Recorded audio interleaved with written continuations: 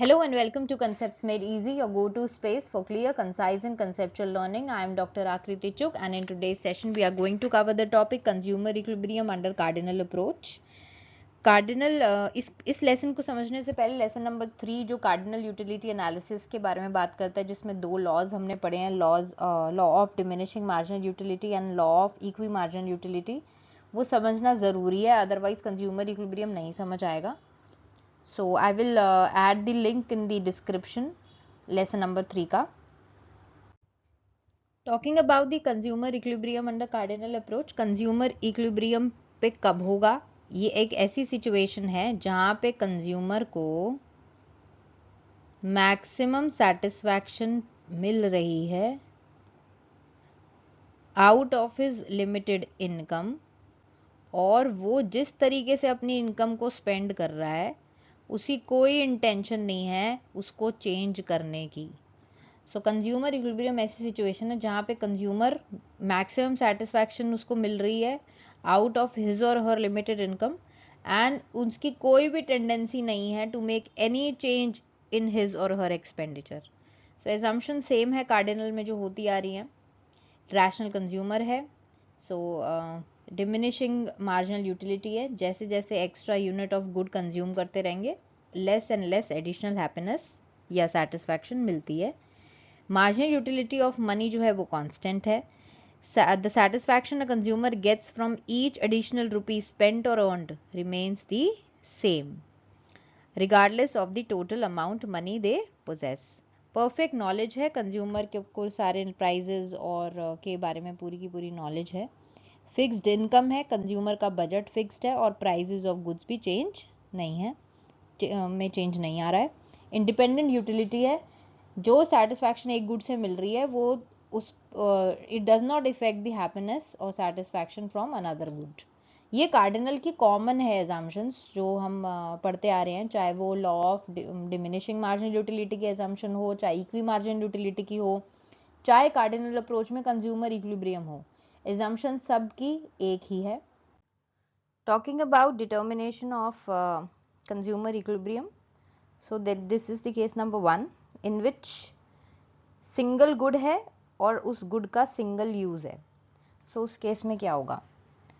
So rational consumer will consume the commodity up to a point where marginal utility of the final unit of the commodity is equals to the marginal unit, यानी marginal unit of the commodity, जो भी commodity ले रहे हैं, is equal to the marginal unit of money in terms of price paid for that commodity.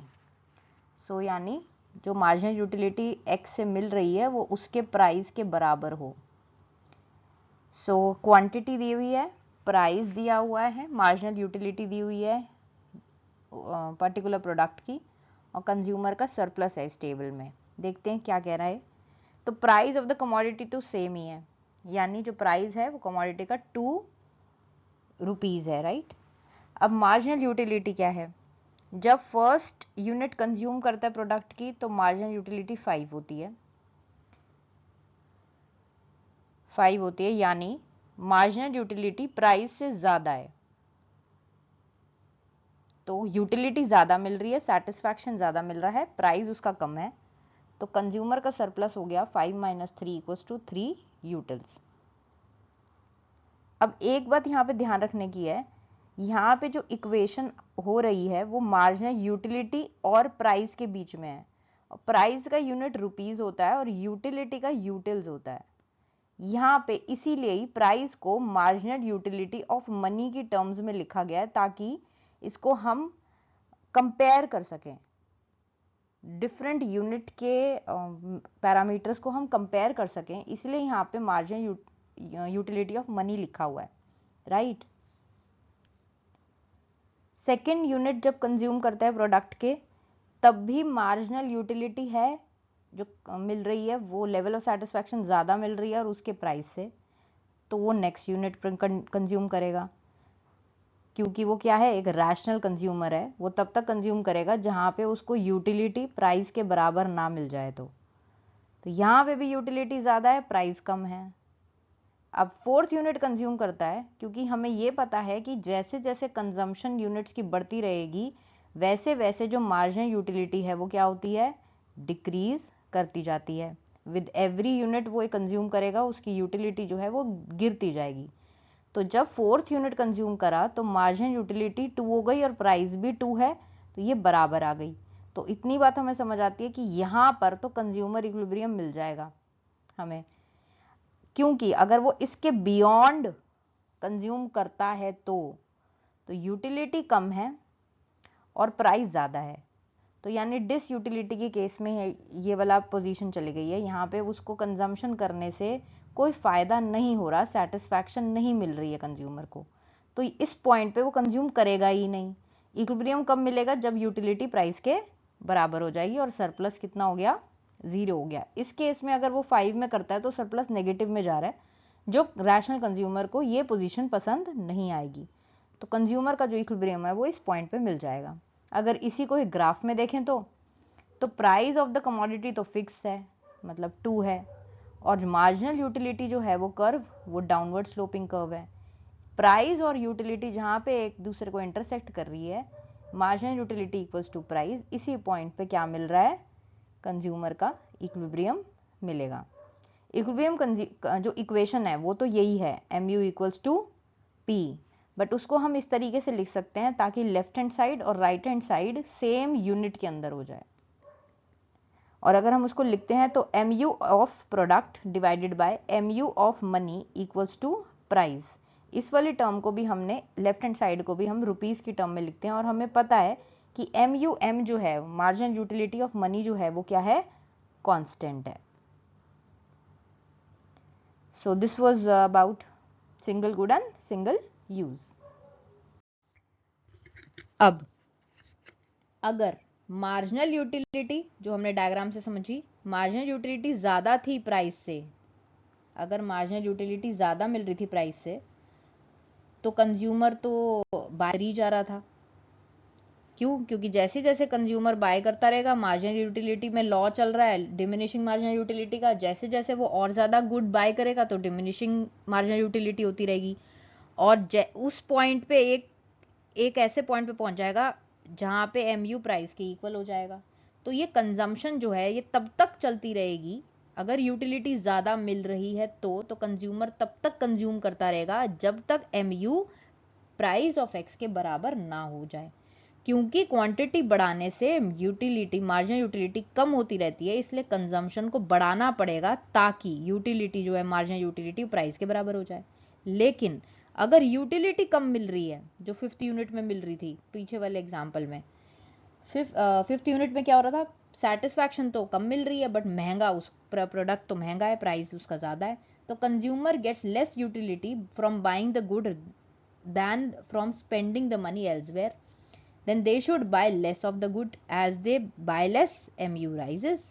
तो जैसे जैसे quantity को वो कम कर देगा इस केस में तो मार्जिनल यूटिलिटी बढ़ जाएगी और वही पॉइंट पे रीच कर जाएगी जब MU PX के बराबर होगा। तो सिंप्लीफाइड कंडीशन जो है, एज्यूम जो हम करके चलते हैं कि वो 1 MUM जो है वो 1 यूटिल पर रुपी है, तो जो सिंप्लीफाइड कंडीशन है वो क्या है, MUX equals to price of X। Moving on to the second case. In this case, consumer will be in equilibrium when he distributes the units of commodity in different uses in such a way that he gets equal marginal utility from each use। अब देखो इस case में क्या कह रहा है ये example से, तो यहाँ पे मिल्क है और 2 यूजेस हैं, सिंगल गुड है लेकिन डिफरेंट यूजेस हैं, तो उस मिल्क को या तो वो टी बनाने में काम लगाए या तो कर्ड बनाने में काम लगाए। तो कैसे बनाएगा, पहला जो रुपीज़ है वो कहाँ पे खर्च करेगा, एज्यूम करके चलते हैं इनके पास 5 रुपीज़ हैं, कंज्यूमर के पास उसकी इनकम 5 रुपीज़ है, और पहला रुपी कहाँ पे खर्च करेगा, वो यहाँ पे करेगा, क्योंकि टी बनाने में ज़्यादा, टी से उसको ज़्यादा यूटिलिटी मिल रही है as compare to curd. Second वो कहाँ पे करेगा, या तो यहाँ कर ले यहाँ तो यहाँ कर ले, कोई फर्क नहीं पड़ता, मान के चल लेते हैं कि यहाँ पे कर्ड में कर रहा है तो थर्ड यूनिट यहाँ पे करेगा। नेक्स्ट जो रुपी है वो अब कितने बच गए, 2 रुपये और बच गए, तो नेक्स्ट यहाँ करेगा और यहाँ करेगा, एक्सचेंज भी कर सकता है, यहाँ पे भी कर सकता है फोर्थ और यहाँ पे भी फिफ्थ कर सकता है। और यही इसका कंक्लूजन है जो हमने law of equi marginal utility में पढ़ा था कि जो लास्ट 2 यूनिट्स हैं सेम MU होगा और यही इक्विलिब्रियम पॉइंट है। ये जो लास्ट 2 यूनिट्स थे, जो लास्ट 2 यूनिट्स थे, इनसे क्या है, इक्वी मार्जिनल यूटिलिटी है, मतलब मार्जिनल यूटिलिटी जो है वो इक्वल है। यहाँ पे भी 6 है और यहाँ पे भी 6 है, तो जो लास्ट रुपी जो वो स्पेंड करेगा उससे मार्जिनल यूटिलिटी बराबर आ रही है। और यही पॉइंट है जो वो इक्विलिब्रियम का है। मतलब टी पे तो वो 3 यूनिट्स खरीदेगा और मतलब या 3 रुपीज खर्च करेगा अपनी इनकम के, और कर्ड पे वो कितनी क्वांटिटी लेगा, वो 2 क्वांटिटीज खर्च करेगा और या वो ₹2 स्पेंड करेगा अपनी इनकम के। सो अगर हम इसे इसका ग्राफ बनाए तो हमारे पास MU गिवन है टी का, MU कर्ड का गिवन है। लेफ्ट हैंड साइड पे हम टी के बारे में बात कर रहे हैं, ये टी का ग्राफ है और ये वाली साइड जो है वो कर्ड का ग्राफ है। तो यहाँ पे क्वांटिटी ऑफ कर्ड है और उससे कितनी यूटिलिटी मिल रही है, यहाँ पे क्वांटिटी ऑफ टी है उससे कितनी यूटिलिटी है, मार्जिनल यूटिलिटी है, उसका ग्राफ बनाया है। तो 10 फर्स्ट पे 10 है, टी की बात करें तो फर्स्ट पे 10 है, यहाँ पे 10 पे बनाया है। सेकंड पे 8 है, सेकंड पे 8 बनाया है। थर्ड पे 6 है, थर्ड पे 6 है। फोर्थ पे 4 है, ये ग्राफ बनाया, ये डाउनवर्ड स्लोपिंग मार्जिनल यूटिलिटी का ग्राफ बनाया टी का। और इसी तरीके से हमने कर्ड का भी ग्राफ बना दिया। फर्स्ट यूनिट पे 8, सेकंड पे 6, थर्ड पे 4, so on and so fourth. तो कहाँ पे मिल रहा है इक्विलिब्रियम पॉइंट, टी के 3 यूनिट्स पे और कर्ड के 2 यूनिट्स पे इक्विलिब्रियम पॉइंट मिल रहा है, right.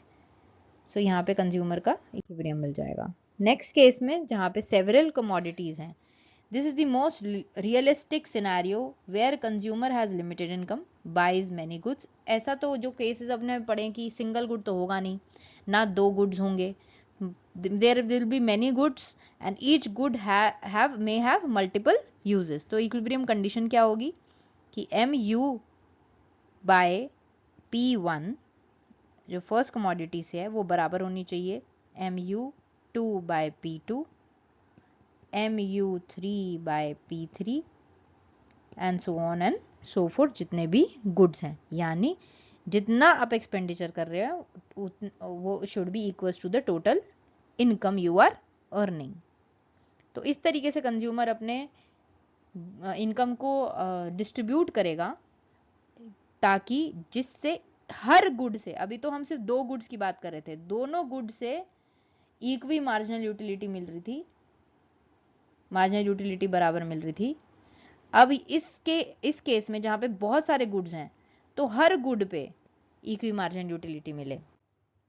So to conclude consumer equilibrium occurs when consumer has allocated their income in such a way that जो marginal utility of the last rupee spent on each good is either equal or very close to equal।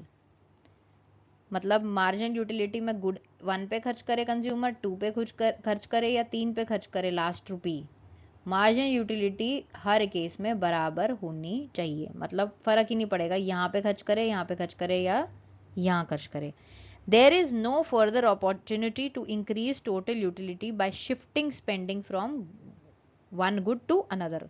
कोई अगर मैं कुछ, चाहे मैं last रुपी इस पे खर्च करूँ, इस पे खर्च करूँ, इस पे खर्च करूँ या कोई भी गुड पे खर्च करूँ, अगर मुझे यूटिलिटी बराबर ही मिल रही है तो मुझे फर्क ही नहीं पड़ेगा कि अगर मैं यहाँ पे खर्च कर लूंगी तो मेरा लेवल ऑफ सेटिस्फैक्शन बढ़ जाएगा। वही बात कर लिखी हुई है कि फर्दर कोई अपॉर्चुनिटी ही नहीं है कि अपनी टोटल यूटिलिटी को बढ़ाया जा सके अगर हम शिफ्टिंग को स्पेंड करें, क्योंकि हर पे ही सेम यूटिलिटी, मार्जिनल यूटिलिटी मिल रही है और जितना बजट है वो सारा का सारा यूटिलाइज किया है। मतलब मेरी पूरी की पूरी इनकम ये गुड्स को खरीदने में जा चुकी है।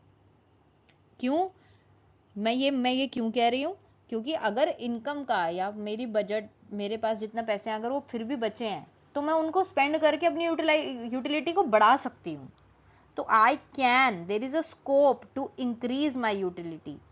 To increase my utility scope, और स्कोप छोड़ना ही नहीं है क्योंकि रैशनल कंज्यूमर है। रैशनल कंज्यूमर अपनी मैक्सिमम सेटिस्फैक्शन तक पहुंचना चाहता है, और अगर वो मैक्सिमम सेटिस्फैक्शन किसी भी तरीके से पा सकता है तो वो करेगा ही करेगा। तो वो अपना पूरा बजट को पूरा यूटिलाइज करेगा जब तक वो अपनी यूटिलिटी को मैक्सिमाइज नहीं कर ले। So what are the criticisms of cardinal utility? First criticism है कि utility can not be measured numerically, ये सब्जेक्टिव है और इसको यूटिल्स के अंदर मेजर नहीं कर सकते। जो मार्जिनल यूटिलिटी ऑफ मनी है इसको बोलते हैं ये कि ये तो कांस्टेंट है, जो कि ये अनरियलिस्टिक है। The value of money does not stay the same for everyone, it's worth more to a poor person than a rich one. Ignores interdependence of goods. It assumes that satisfaction from one good does not affect another. But जो complementary goods हैं या substitute goods हैं वो linked होते हैं, तो वो dependence है goods के बीच में। ये it relies on internal feelings rather than how people actually choose things. ये एक subjective concept है, feelings पे based है rather than scientific और numerically and measurable concept नहीं है। So this was all about consumer behavior under cardinal approach. So we'll meet you in the next lecture with the new topic. Thank you so much.